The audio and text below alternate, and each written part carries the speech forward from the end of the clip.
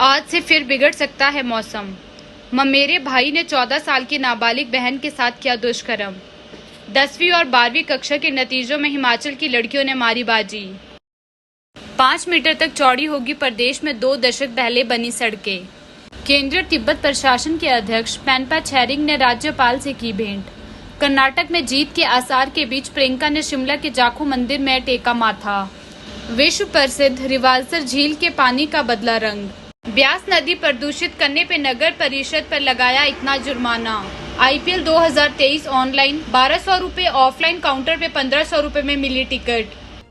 भीषण गर्मी ने लोगों का हाल बेहाल कर दिया है। प्रदेश के 13 शहरों का तापमान 30 डिग्री के पार हो गया है। भीषण गर्मी की मार से लोगों का घरों से बाहर निकलना मुश्किल हो गया है। दिन के समय लू चलने से लोग घरों में ही रहना पसंद कर रहे हैं। इस बीच मौसम विभाग ने आज से भीषण गर्मी से राहत मिलने की उम्मीद जताई है। मौसम विभाग केंद्र शिमला के अनुसार प्रदेश के कई भागों में 13 से 26 मई तक बारिश की संभावना है। वहीं ऊंची चोटियों पर बर्फबारी हो सकती है। इस दौरान मैदानी व मध्य पर्वतीय कुछ भागों में येलो अलर्ट भी जारी किया गया है। अगर बारिश और बर्फबारी होती है तो प्रदेश में लोगों को गर्मी से काफी राहत मिल सकती है। राजधानी शिमला के जुब्बल थाना क्षेत्र में ममेरे भाई द्वारा 14 साल की नाबालिग बहन के साथ दुष्कर्म करने का मामला सामने आया है। पीड़ित बच्ची के पिता ने इस बात की शिकायत पुलिस थाना में दर्ज करवाई। वहीं शिकायतकर्ता के आधार पर पुलिस ने आरोपी के खिलाफ IPC की धारा 376 और पोक्सो एक्ट 4 व 6 के तहत प्राथमिकी दर्ज पर आगामी कार्यवाही शुरू कर दी है। पुलिस को दिए गए बयान में बच्ची के पिता ने बताया कि पिछले 1.5 महीने से उसकी 14 वर्षीय बेटी का स्वास्थ्य खराब चल रहा है। बेटी को पेट में दर्द हुआ, जिसके बाद उल्टियां होने लगी। इसके बाद 11 मई को बेटी को उपचार के लिए IGMC लाया गया। उपचार के दौरान बेटी गर्भवती पाई गई। वहीं पूछताछ पर बेटी ने बताया कि उसके मामा का लड़का बीते फरवरी महीने से उसके साथ दुष्कर्म कर रहा है। पुलिस ने आरोपी के खिलाफ भारतीय दंड संहिता के तहत मामला दर्ज कर आगामी कार्यवाही शुरू कर दी है। केंद्रीय माध्यमिक शिक्षा बोर्ड के CBSE के शुक्रवार को जारी हुए 10वीं और 12वीं कक्षा के नतीजों में हिमाचल प्रदेश की लड़कियों ने बाजी मारी है। प्रदेश के लड़कों के मुकाबले लड़कियों का परीक्षा परिणाम बेहतर रहा है। 10वीं कक्षा का हिमाचल प्रदेश का परिणाम 96.56% रहा और 12वीं कक्षा का 93.54% रहा। पंचकूला जोन की दोनों कक्षाओं में हिमाचल प्रदेश के विद्यार्थी हरियाणा से अव्वल रहे। 12वीं की परीक्षा में पंचकूला जोन का पास प्रतिशत 86.97 रहा। इसमें हिमाचल प्रदेश के 93.54, जबकि हरियाणा का परिणाम 86.48% रहा। हिमाचल में 5,601 लड़कों में से 5,132 पास हुए, जबकि 4,912 लड़कियों में से 4,702 पास हुई। हरियाणा में 82.85% लड़के पास हुए, जबकि 91.64 लड़कियां पास हुई। हिमाचल में 91.63 लड़के और 95.72% लड़कियां पास हुई। 10वीं कक्षा के परिणामों में पंचकूला जोन का कुल पास प्रतिशत 92.34 रहा।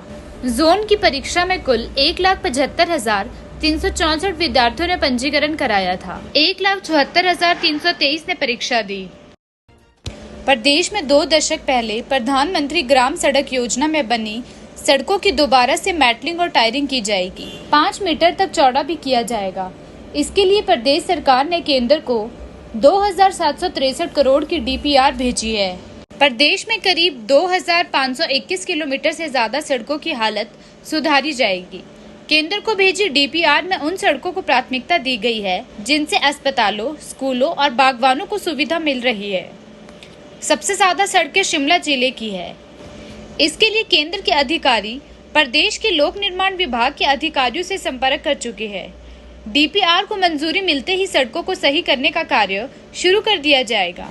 प्रधानमंत्री ग्राम सड़क योजना के पहले चरण में ये सड़कें वर्ष 2002 से 2007 तक बनी हैं। जब सड़कें बनाई गई थी तब इनकी चौड़ाई 3 मीटर थी। अब इनकी चौड़ाई बढ़ाई जाएगी। मैदानी क्षेत्रों में चौड़ाई 5 मीटर तक की जाएगी। पहाड़ी क्षेत्रों में 3.75 मीटर तक की जाएगी। यह चौड़ाई जगह के अनुसार बढ़ाई जाएगी। सड़कों के किनारे डंगे लगाने के साथ नालियों को भी पक्का किया जाएगा। केंद्रीय तिब्बत प्रशासन के अध्यक्ष पेनपा छेरिंग ने राजभवन में राज्यपाल शिव प्रताप शुक्ला से शिष्टाचार भेंट की। इस अवसर पर उन्होंने भारत और तिब्बत के संबंधों पर विस्तृत चर्चा की। अध्यक्ष ने कहा कि भारत में लगभग 72,000 निर्वासित तिब्बती रह रहे हैं और उनमें से अधिकतम हिमाचल में रहते हैं। उन्होंने राज्य सरकार के सहयोग के लिए आभार व्यक्त करते हुए कहा कि तिब्बती समुदाय को प्रदेश की जनता का भरपूर स्नेह मिला है। उन्होंने कहा कि तिब्बती धर्म भारत की महान संस्कृति का विस्तार है, जिसकी रक्षा के लिए वह प्रयास कर रहे हैं। उन्होंने राज्यपाल को निर्वासित तिब्बती सरकार के मुख्यालय धर्मशाला आने का निमंत्रण दिया। इस अवसर पर पेनपा छेरिंग ने राज्यपाल को सम्मानित भी किया। कर्नाटक विधानसभा चुनाव में कांग्रेस की जीत के आसार के बीच अखिल भारतीय कांग्रेस महासचिव प्रियंका गांधी ने राजधानी शिमला के जाखू हनुमान मंदिर में माथा टेका। मंदिर के पुजारियों ने प्रियंका गांधी से विधिवत पूजा अर्चना करवाई। मंदिर न्यास के सदस्यों ने प्रियंका गांधी को भगवान बजरंगबली की तस्वीर भी भेंट की। माथा टेकने के बाद वे छरापड़ा स्थित अपने निवास पर लौट गई। बता दें कि कर्नाटक चुनाव के दौरान बजरंगबली को लेकर भाजपा और कांग्रेस के बीच खूब बाण चले थे। कांग्रेस ने अपने घोषणा पत्र में कहा था कि राज्य में सरकार में आते ही वह बजरंग दल, पीएफआई समेत जाति और धर्म के आधार पर समुदाय के बीच नफरत फैलाने वाले सभी संगठनों के खिलाफ कठोर कार्रवाई करते हुए बैन लगाएगी। इस ऐलान के बाद प्रधानमंत्री नरेंद्र मोदी ने बजरंग दल को बजरंग बली से जोड़ते हुए कांग्रेस पर निशाना साधा था। पवित्र एवं ऐतिहासिक रिवाल्सर झील के पानी का रंग अचानक अपना रंग बदल रहा है। बारिश के बाद पानी का रंग अधिक भूरा हो गया है। यह पहले हल्का भूरा था। यह बदलता रंग इस विश्व की प्रसिद्ध झील के अस्तित्व पर खतरे का संकेत दे रहा है। यह झील साल 2017 के बाद एक बार फिर बदहाली की ओर अग्रसर होती हुई नजर आ रही है। रिवाल्सर झील के पानी का रंग रिवाल्सर बैसाखी मेले के तुरंत बाद बदलना शुरू हो गया था। अचानक पानी के रंग में आए बदलाव के कारणों का पता लगाने के लिए देखभाल करने वाली संस्था डेवलपमेंट एक्शन ग्रुप जल्द इसकी जांच करवाएगी। हालांकि इसके पानी के रंग का बदलना, झील किनारे गंदे पानी की निकासी का उचित प्रबंधन न होना, रिवाल्सर सीवरेज के कार्य का बंद होना, झील में गंदे पानी का प्रवेश, बरसात में झील में टनों के हिसाब से गई मिट्टी और गाद, बेमौसमी बारिश होने के कयास लगाए जा रहे हैं। ऐतिहासिक झील पर्यटन स्थल के साथ 3 धर्मों का केंद्र है। यहाँ बौद्ध धर्म के कई मंदिर, गुरु पद्म संभव की विशाल मूर्ति, गुरु गोविंद सिंह का ऐतिहासिक गुरुद्वारा और हिंदू धर्म के लोमश ऋषि सहित कई हिंदू मंदिर है। साल भर यहाँ सभी धर्मों के लोगों का आना जाना लगा रहता है। इसके अलावा यहाँ चिड़ियाघर भी है, जो अब अपना अस्तित्व खो रहा है। डीएजी और क्षेत्र की जनता ने प्रदेश सरकार और मुख्यमंत्री से कहा है कि समय रहते रिवाल्सर झील को बचाने के लिए व्यक्तिगत रूप से ध्यान देने की जरूरत है। इसके संरक्षण एवं विकास के लिए आवश्यक रुके पड़े कार्यों को तुरंत शुरू करवाया जाए। आने वाले समय में अगर यही हाल रहा तो यह झील 4-5 वर्षों में ही हिमाचल के नक्शे से मिट जाएगी। प्रदूषण नियंत्रण बोर्ड ने मनाली में ब्यास नदी का पवित्र जल प्रदूषित करने पर एक बड़ी कार्यवाही को अंजाम दिया है। बता दें, बोर्ड ने ब्यास नदी प्रदूषित करने पर नगर परिषद पर 15.30 लाख रुपए जुर्माना लगाया है। बता दें, हाल ही में प्रदूषण नियंत्रण बोर्ड की टीम ने मौके का दौरा किया और पूरी रिपोर्ट तैयार करने के बाद नगर परिषद पर कार्यवाही के तौर पर जुर्माना लगाया, वही नोटिस भी जारी किया और साथ ही साथ कूड़े का भी सही तरीके से निष्पादन नहीं किया जा रहा है। कुल्लू का कचरा भी मनाली में ठिकाने लगाया जाने लगा है। लाहौर घाटी से भी कचरे की गाड़ियां मनाली पहुंच रही है। धीरे धीरे कचरे की डंपिंग साइट कूड़े के पहाड़ के रूप में परिवर्तित हो गई। अब इससे रिसाव होने लगा है और कूड़े का गंदा पानी सीधा ब्यास नदी में मिल रहा है। मनाली दौरे पे आए शहरी विकास विभाग के निदेशक गोपाल चंद ने भी इस लापरवाही को लेकर सख्त रुख दिखाया। उन्होंने कहा कि कचरा युक्त गंदा पानी नदी में नहीं मिलना चाहिए। इसके लिए नगर परिषद जल्द से जल्द उचित कदम उठाए।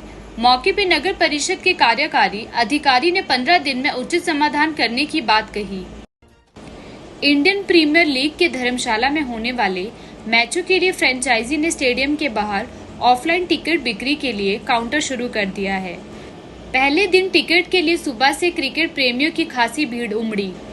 टिकट जल्दी न मिलने पर युवाओं ने एचपीसीए प्रबंधन के खिलाफ नारेबाजी की। करीब 11 बजे ऑफलाइन टिकट काउंटर पर टिकटों की बिक्री शुरू हुई। क्रिकेट प्रेमियों को 1250 रुपए में कम दाम वाले टिकट नहीं मिले। ऑनलाइन 1200 रुपए में खरीदे गए टिकट ऑफलाइन काउंटर पर 1500 रुपए में मिल रहे हैं। 7,50,850 और 1000 रुपए वाले टिकट काउंटर से गायब थे।